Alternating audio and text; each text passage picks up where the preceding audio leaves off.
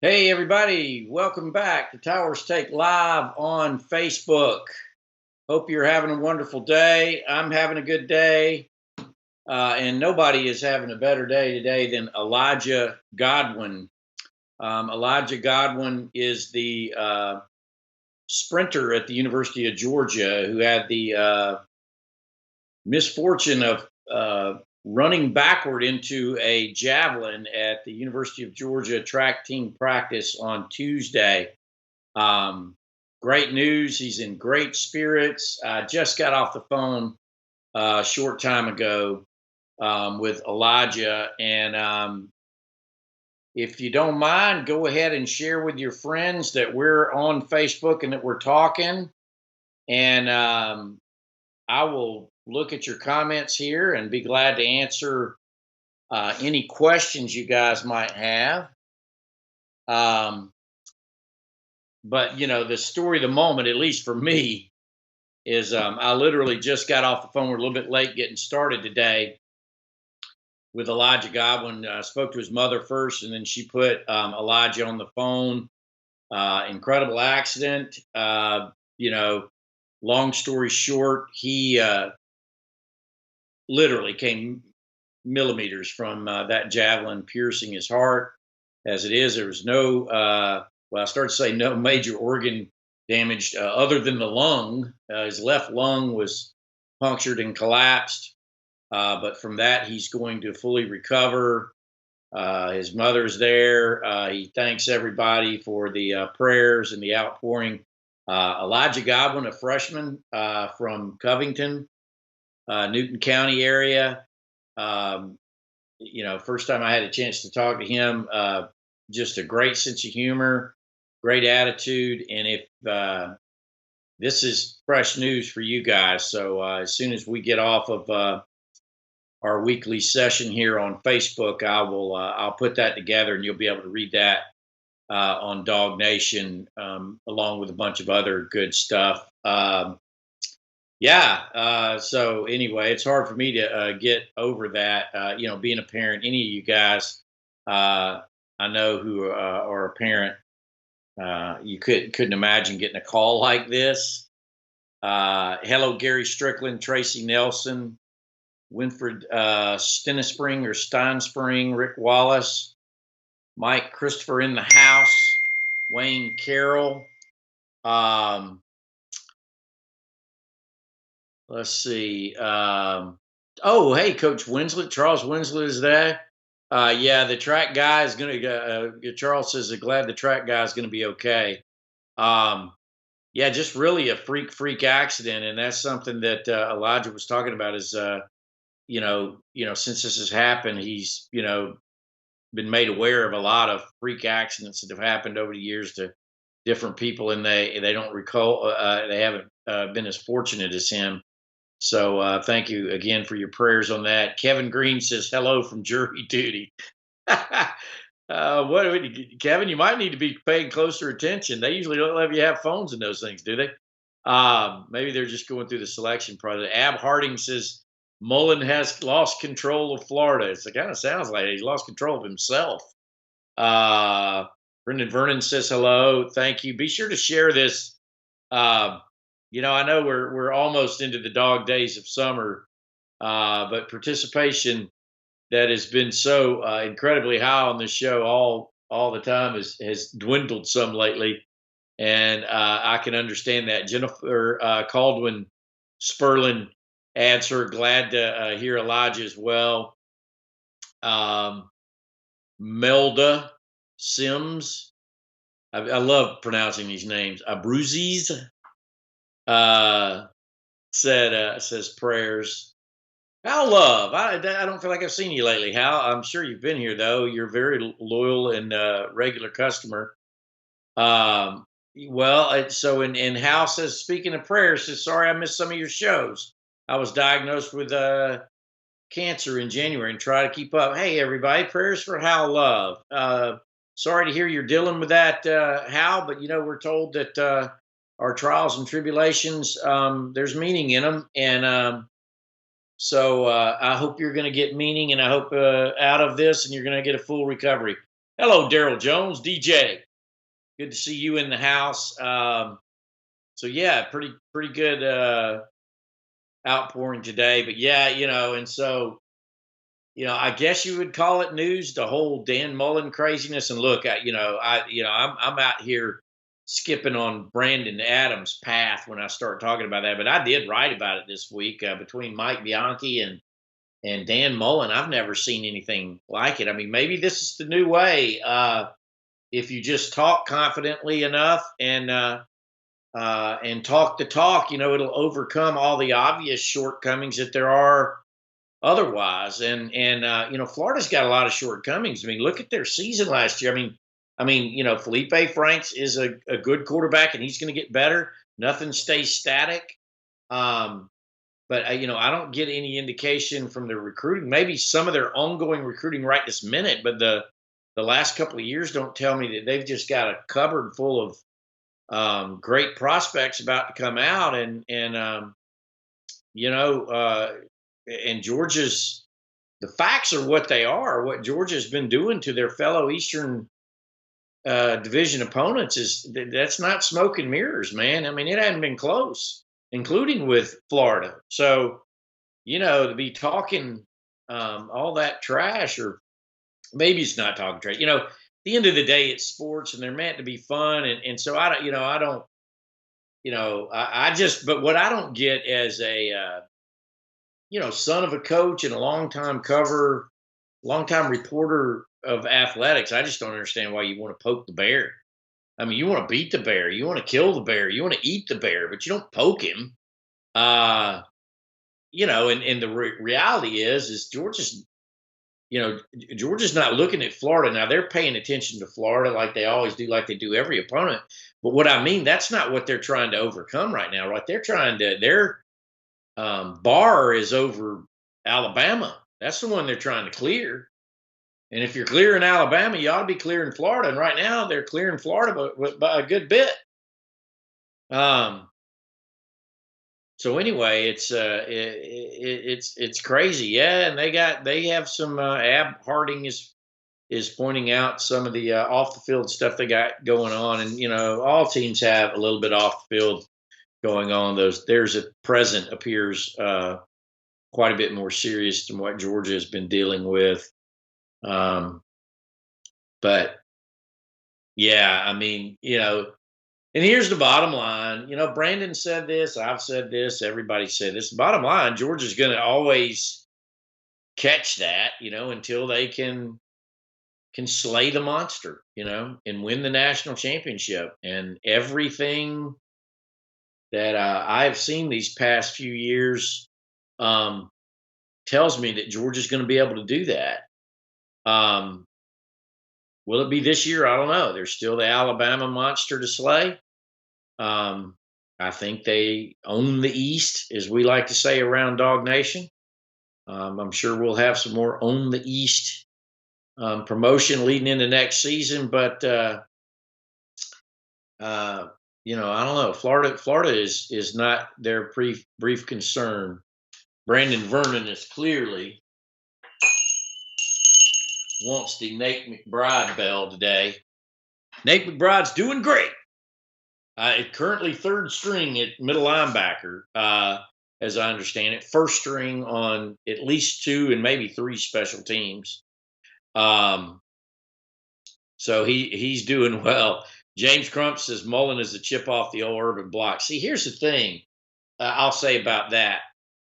Everybody in Florida especially likes to point to the success that Florida had while Mullen was offensive coordinator there. And Mullen is a good offensive coordinator. I have been duly impressed with what he did at Mississippi State.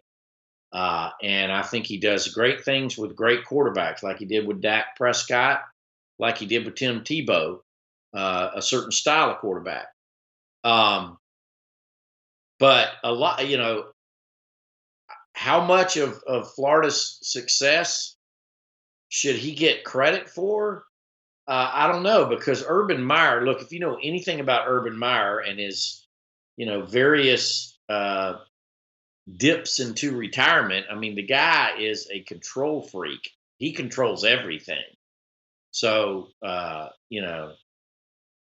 Saban is the same way. So I guess you could say have the same criticism of or caveat for Kirby Smart and what Alabama did while he was there.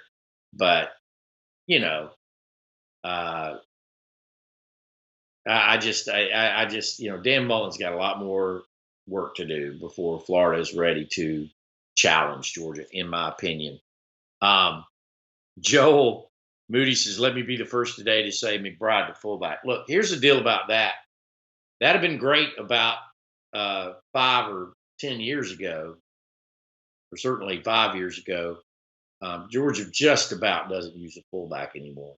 And they still have them, and they got a good collection of them. And Georgia's they're mostly walk-ons right now, but they're good walk-on. I mean, they're good players, and they have situations where they run a fullback in there. But really, nowadays, your tailback is your fullback. They line them up as H-back. They line them up in the backfield, and occasionally, and that's your primary lead blocker nowadays is your tight end and not so much your fullback. It's just got to do with modern football, spreading things out, single back, running the 11 personnel. Everybody likes to say that 11 personnel. It means one back.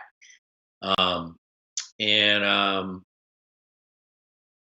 So Nate McBride's a good player. There's nothing wrong with Nate McBride. I loved the opportunity to talk to him this spring. He's only a junior.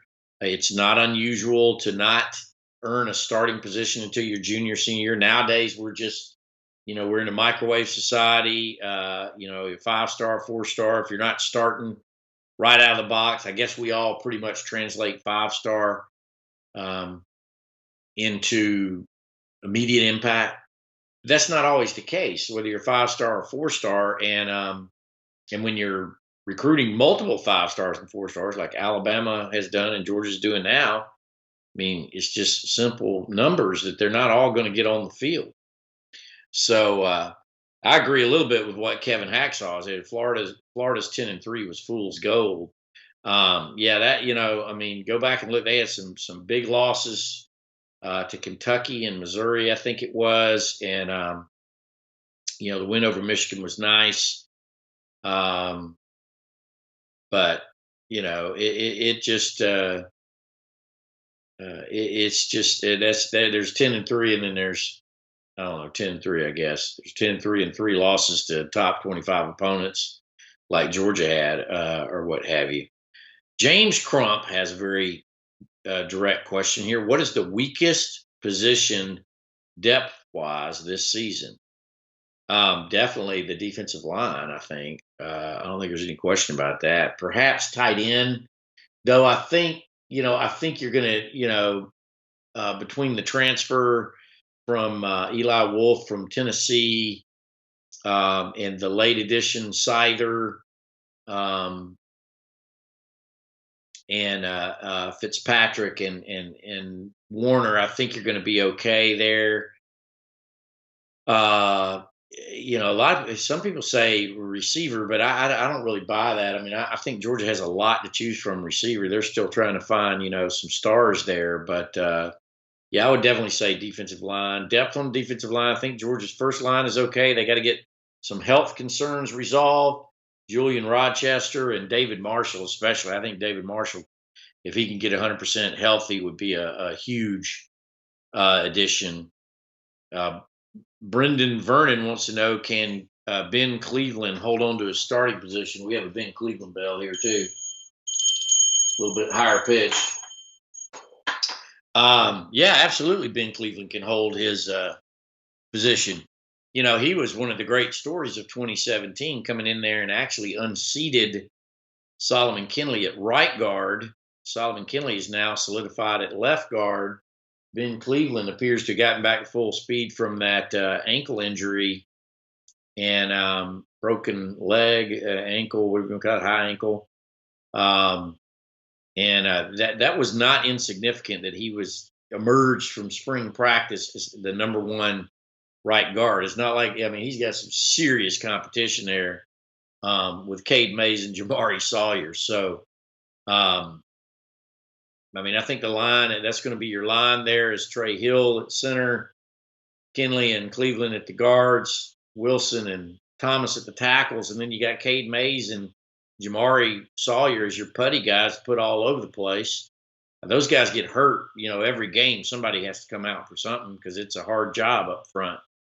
But I think Georgia's got one of the best offensive lines in the country. I'm not the only one saying that. Everybody has.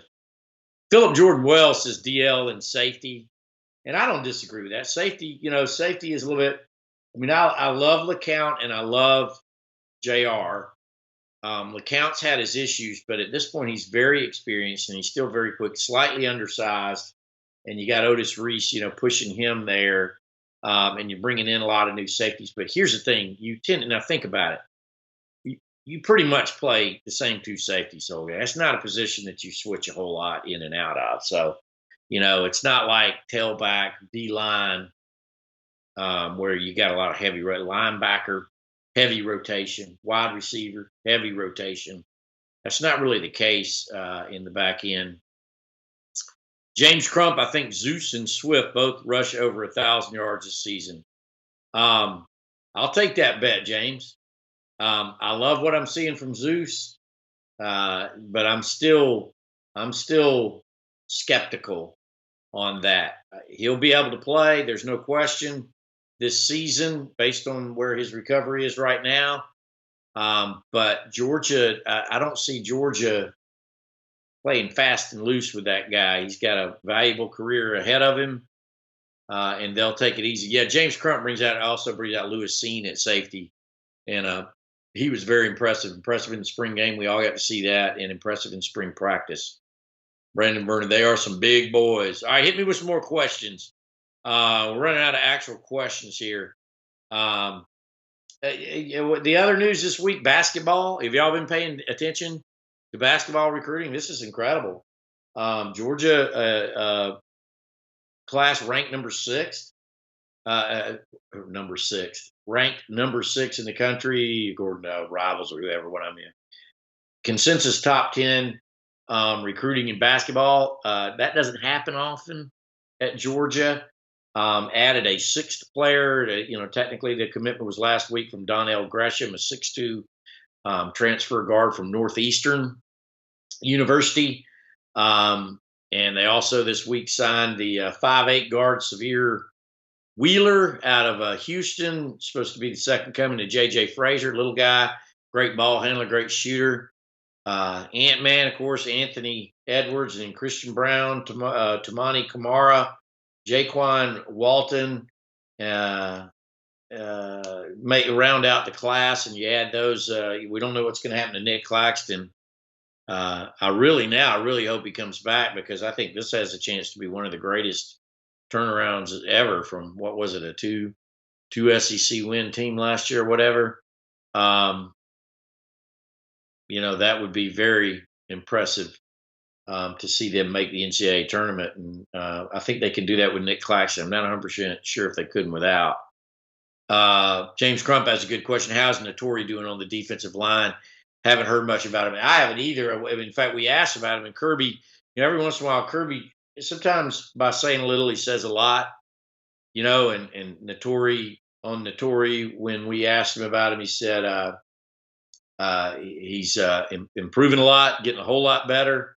But you just don't see him rotating with those first and second defense a lot. I mean, it's always hard to make that transition. I think Notori will be a good player again.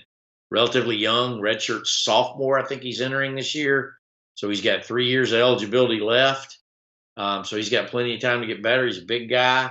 There's so much technique involved with the defensive line, but Georgia's going to need him. So I think he'll get on the field this year. And if he's good, he's good.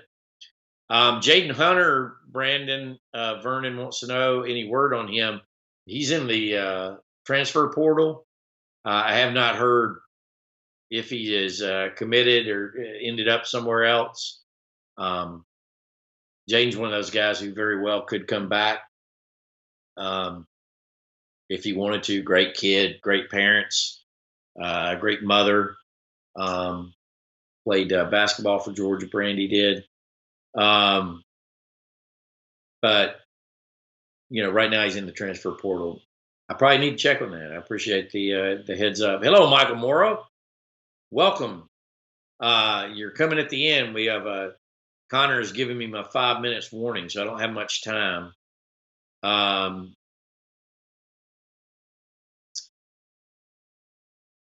Mike Zambezi says, "Are you any relation to Ben Zambezi?" Mike says that Zeus starts out very slow but finishes fast, and I think that will be the case. Oh, okay. I see. Hal Love was saying he couldn't remember the center's name. Out of Alabama. How's he doing? I was thinking the center at the University of Alabama, and that's why I was sort of pausing there because I was like trying to think who the center at Alabama was. Um, yeah, you talking about Clay Webb, and he's doing fine. I would say he's third string right now behind Trey Hill and Jamari Sawyer at center. Um, but he's probably your center of the future. Um, James Crump says, "Is Landers catching the ball a mental thing or about confidence?" Seems he always, you can't read too much into a game where there's a couple of drops. I mean, he's like any young receivers. It's a different game up here. Everybody's moving faster. You're moving faster. Everybody's moving faster, and that's a skill that is acquired. Hello, Christopher Moore is in the house, y'all. That's my cousin. Say hey. Um, Philip, I don't know about that one. We'll see.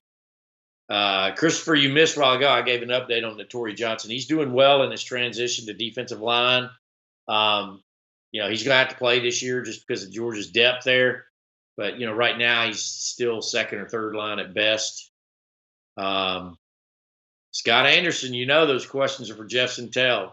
I don't know whether you're getting Tate Monday or not. I'd guess yes. I mean, honestly, based on what I've heard, but I mean, I don't know. I don't keep up with the day to day on that stuff. And I love recruiting like the next guy. I just don't. Frank DiCarlo with a good question. Are there any other players in the portal? Unfortunately, we don't have access to the portal. I wish we did. So when you hear that, it's either through the family or attorneys, like Jaden Hunter's mother, confirmed to us he was in there, and then you hear it other people citing sources, stuff like that. I kind of don't worry about it, but there may or may not be, and we will report it if we find out that they are. Hello, Mike Mizell. You got a question? You better get in quick, Mike, because we're about to head out of here. So again, let's review.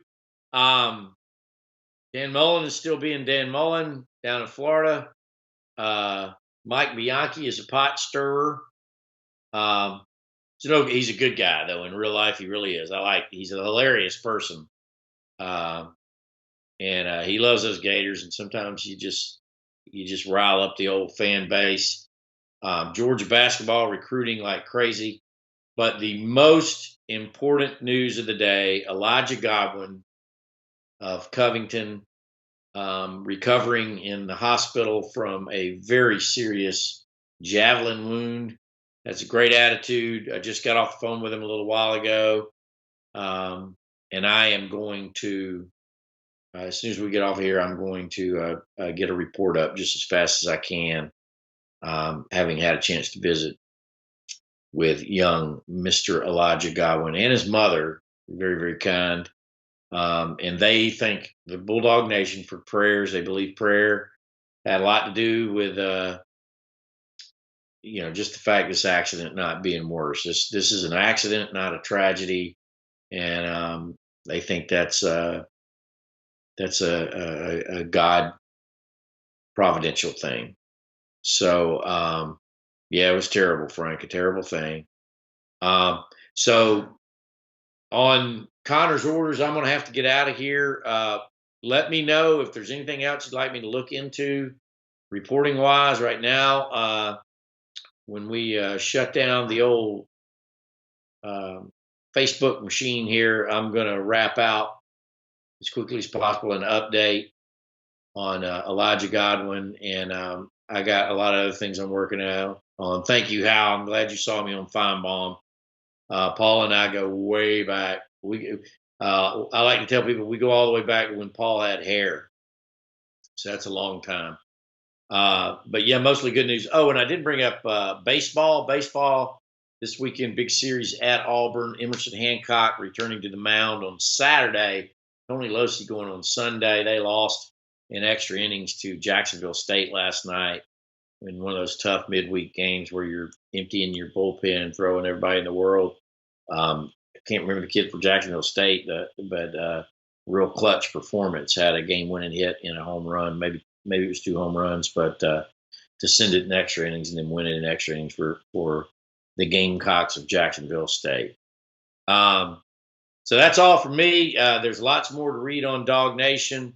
Mike Griffith is out and about in the field. Jeff Santel's out and about in the field. We got some great stuff coming your way. So be sure and upload your Dog Nation app if you don't already have it on your phone. That keeps you apprised of everything we're doing. And look, I cannot emphasize the fact, y'all, that Dog Nation, we're all here to cover you, Georgia. You're not going to find coverage like this anywhere else. You don't pay anything for this coverage. Our sponsors pay for your coverage, and nobody covers the Bulldogs like we do. No subscriptions, no anything like that. And we appreciate you that come and patronize us daily because we work hard. All of us do, and we do it for you to bring you the latest and the greatest, the best we can, as fast as we can, all the time. So for everybody at Dog Nation, Brandon Adams, Connor Riley, Mike Griffith, Michael Carvel, the whole crew, thank y'all for hanging out with me for a little while, and I'm going to get back to providing some coverage for you. See y'all next week. Bye-bye now.